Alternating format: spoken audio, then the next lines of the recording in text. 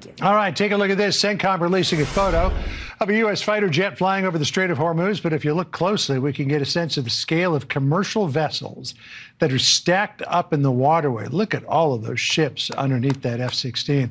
They're now trying to make their way out. Chief Foreign Correspondent Trey Inks reports live from Tel Aviv. He's in Israel. And Iran says that they haven't even begun to fight yet. I don't know how much they got left, Trey.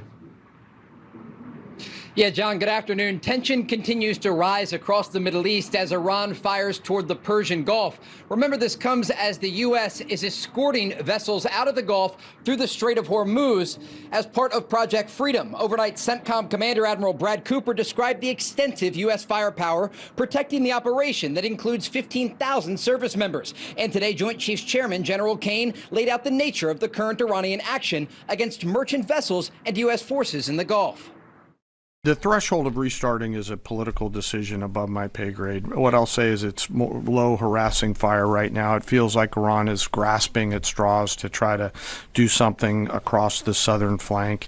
To your question, David, their command and control structure remains very fractured, and I think they're struggling to maintain control down echelon at the edge, but it's still pretty low level kinetics at this point in time.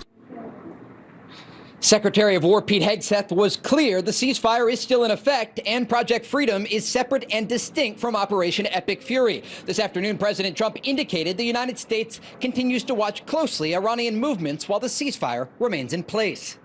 We just broke every record, and now we're going to take a hit because we have to make a journey down to Iran to take the nuclear weapon.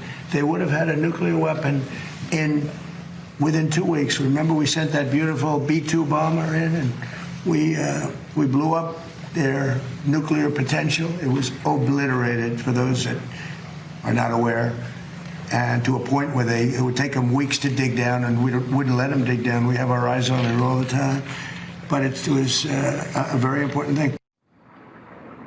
Amid the possibility that war returns, Iran is continuing attacks in the Gulf. The UAE says they came under more Iranian attacks this afternoon after 15 missiles and 4 drones targeted their country yesterday, with damage caused to a key oil facility. The bottom line here, Iran is testing the ceasefire agreement, and the United States is preparing for the possibility that combat operations resume.